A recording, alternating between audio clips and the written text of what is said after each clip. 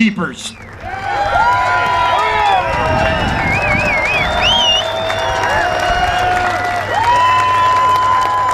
Now, we really welcome that introduction, but they said to you that the most important people for you to know was your sheriff, because it gets this introduction that we were the most important. All of us know that's not correct. You are the most important people. And our Constitution is the most important document in our country. And we can't believe that it took this long for anybody to say to you, Happy April Fool's Day.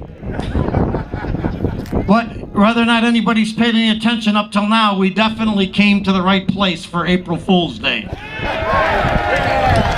Today's supposed to be a day about practical jokes, so I hope you had some laughs at the cleverness of many of the posters and the signs. My probably greatest laugh today was my opportunity to flush the turd. Yeah, baby. Take our toy guns away! Absolutely, and a guy here hanging up a sign for me. We were extremely offended by the posting of a sign that said, unless we were here and on duty, and I don't know who, it's up to who to decide when a policeman is on or off duty, but unless we were here and we were on duty, that we were not authorized to bring our guns. No.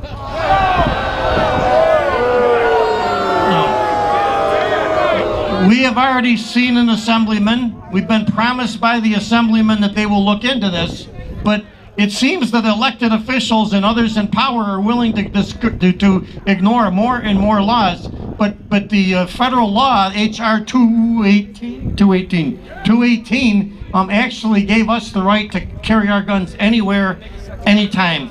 So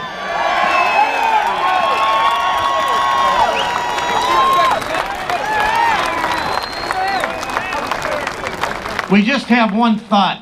Maybe, just maybe, that was supposed to be an April Fool's joke, but we'll find out later. But we're not here about April Fools. We're not here about practical jokes. We're here because of a very impractical law. A law that's so bad that everyone in America should be insulted by it, but there's still too many Americans that have no idea what it says, or people from New York that has no idea what it says, or what abuses could ultimately result because of it. People today that were not able to carry signs with pictures of guns or pictures of things that look like guns but very clearly were not, is the warning that we need to take back to our friends. And people that aren't the gun supporters have to realize once and for all that the SAFE Act, and I'll pay my fines, but that's their SAFE Act, that the SAFE Act is not about guns, it's about the Constitution. And the fact that somebody can't come out and carry a picture of a gun, whether it's here or elsewhere, is about the First Amendment. So you don't need a better example that this is the beginning of the end.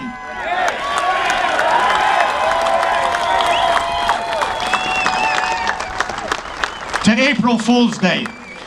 Many of us have no idea where it came from, so we did a little bit of research. And April Fools, according to some historians, dates all the way back to the 1500s, when people in France decided to switch from this ancient calendar called the Julian calendar that started on April 1st to the calendar that we use today. And if you can believe it, the government forgot to tell the people. They did. And when the people on April 1st went out and celebrated April 1st as the start of the new year, they were considered to be the fools, because the government didn't tell them what the government did. Well, that government fell to a revolution shortly after we got our independence in this country. Unfortunately, this outrageous belief that elected officials or government leaders can do anything they want has continued across the centuries and will always be the enemy of liberty and freedom.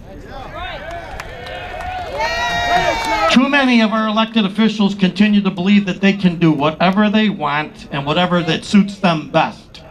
Last spring in Erie County became one of the 51, actually 52 other counties that the county passed a resolution to appeal the SAFE Act. There are only 62 counties in New York, but 52 of them passed resolutions. And when that happened in Erie County, two of the legislators in Erie County that were opposed to that believed that this SAFE Act was somehow good for them, they stood up on the floor of the legislature in Erie and Buffalo, New York, and they said, independently, each of them said that it doesn't matter what we do, Albany is going to do what Albany wants to do.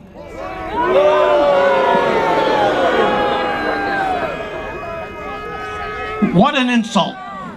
My fellow Americans, that statement is both shocking to the conscience and way too close to becoming a reality. It was actually a declaration that the democracy in New York State had come to an end. It was a declaration that the Declaration of Independence, the Constitution of the United States, and the Constitution of the State of New York, including the section about civil rights, has come to an end in New York State. And despite how shocking that was, and I stood right up and I began to spit, I couldn't even talk, despite how shocking that was, it didn't even get a single mention in our newspapers.